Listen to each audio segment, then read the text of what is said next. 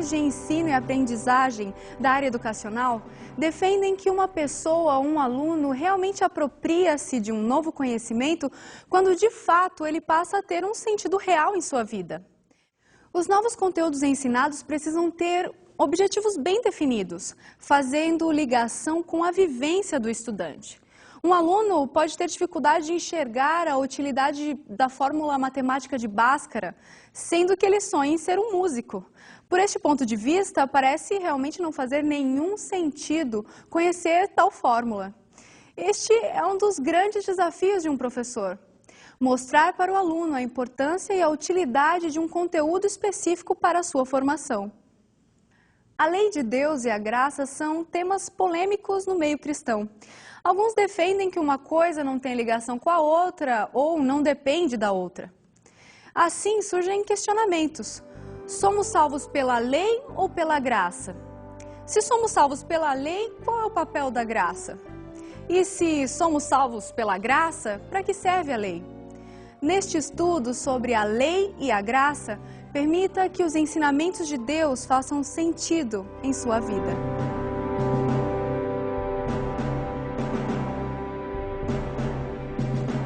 Olá, tudo bem? Hoje vamos fazer um estudo muito importante sobre a lei e a graça. Até o estudo anterior, analisamos os 10 mandamentos e também as bênçãos da lei. Mas hoje é preciso que uma pergunta seja respondida: somos salvos pela lei ou pela graça? Esta pergunta tem sido feita há séculos por pessoas e religiões diversas. Um jovem muito rico procurou Jesus e lhe perguntou: Mestre, que farei eu de bom para alcançar a vida eterna? Respondeu-lhe Jesus: se queres a vida eterna, guarda os mandamentos. Isto está aqui em Mateus 19, 16 e 17. Mas você pode ler um pouco mais até o verso 22, por exemplo. Note que Jesus foi claro ao dizer: guarda os mandamentos. O carcereiro perguntou a Paulo e Silas: Senhores, que devo fazer para que eu seja salvo? Responderam-lhe: crê no Senhor Jesus e serás salvo tu e a tua casa. E isso está em Atos, capítulo 16, versos 30 e 31. Agora eu pergunto: somos salvos pela lei ou pela graça? Muitas pessoas se apegam à passagem, como Atos 16, para tentar dizer que a salvação é pela graça e que a lei foi abolida. Outros se firmam no texto de Mateus 16 para afirmar que a salvação é pela lei. Na Bíblia encontramos textos para todos os gostos e também para defender ideias humanas. Porém, a palavra de Deus deve ser examinada usando o princípio do texto dentro do contexto. Agora vamos ler uma passagem da Escritura Sagrada que aparentemente fala contra a lei e em favor da graça. O texto diz assim: o pecado não terá domínio sobre vós, pois não estáis debaixo da lei, e sim da graça. O texto é Romanos, capítulo 6, verso 14. Nesse texto, Deus está nos ensinando uma grande verdade. Ele diz que o pecado não terá domínio sobre os servos de Deus. É preciso perguntar agora: o que é pecado? E a resposta é bíblica. E a Bíblia diz que pecado é a transgressão da lei. Outra pergunta: quem está debaixo da lei? O que obedece ou quem desobedece? Com certeza, aquele que desobedece. Por exemplo, a lei diz: não matarás.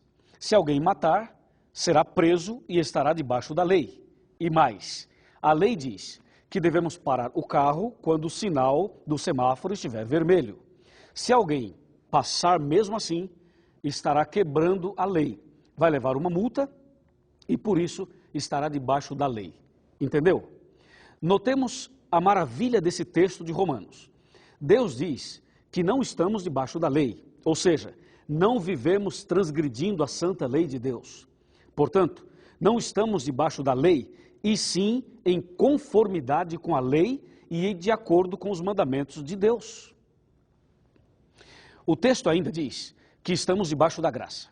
E agora sim, todos nós precisamos da graça de Deus. Pense comigo: você é pecador? É pecadora? Qual é o salário do pecado? Você sabe a resposta? Se o salário do pecado é a morte, como diz a Bíblia, eu pergunto: Por que você não morreu ainda? Com certeza, é pela graça. A misericórdia de Deus é a razão de não sermos consumidos. A pergunta continua: somos salvos pela lei ou pela graça? Vejamos agora a resposta definitiva na palavra de Deus. Abra sua Bíblia em Efésios 2, versos 8 e 9. E vamos ouvir o que Deus diz. Está escrito: pela graça sois salvos mediante a fé. E isto não vem de vós, é dom de Deus, não de obras, para que ninguém se glorie. Finalmente, podemos afirmar que a salvação é pela graça. E se a salvação é pela graça, a lei foi abolida? Sim ou não? Para que serve a lei? A santa lei serve de espelho e mostra a real situação daquele que se olha no espelho de Deus, os mandamentos. O espelho apenas mostra as manchas, mas não pode tirá-las. Assim, a lei mostra o pecado em nós, mas não pode nos purificar e muito menos nos salvar. Quando olhamos no espelho da lei, sentimos duas coisas. Primeira, o quanto somos pecadores e quanto estamos perdidos. Segunda, precisamos de um Salvador, precisamos da graça de Deus. Quem é salvo pela graça é salvo de alguma coisa, neste caso, salvo do pecado. Considerando que pecado é a transgressão da lei, não poderia haver salvação pela graça se a lei tivesse sido abolida, você não acha? Assim, quando alguém afirma que a salvação é pela graça, sem saber, está afirmando que a lei ainda está em vigor. Porque se não há lei, não há pecado. E se não há pecado, não existe salvação pela graça. Portanto, a Bíblia Sagrada afirma que a salvação sempre foi pela graça, mesmo antes de Cristo, ou seja, no Antigo Testamento. Nós, adventistas do sétimo dia, acreditamos que a salvação é pela graça. Acreditamos também que os cristãos devem obedecer aos 10 mandamentos pela graça de Deus. Considere isto: a luz brilha não para ser luz, e sim porque é uma luz. A laranjeira produz laranja não para ser laranjeira, e sim porque é uma laranjeira. O cristão guarda a lei não para ser cristão, e sim porque é cristão. Guardamos a lei não para sermos salvos, e sim porque já estamos salvos em Jesus Cristo. Que maravilha!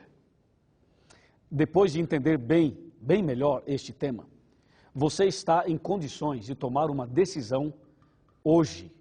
Hoje, Jesus quer libertar você e levá-lo a uma vida de salvação diária pela graça. Mais que isto, Ele deseja abençoá-lo para que você seja obediente aos santos mandamentos de Deus. Jesus disse: se me amais, guardareis os meus mandamentos. João 14, verso 15. Bem-aventurado o homem que tem prazer na lei do Senhor, e na sua lei medita de dia e de noite. Salmo 1, versos 1 e 2. Receba agora a graça de Deus e seja feliz. Não importa qual seja o seu problema, Deus tem uma bênção especial para você hoje.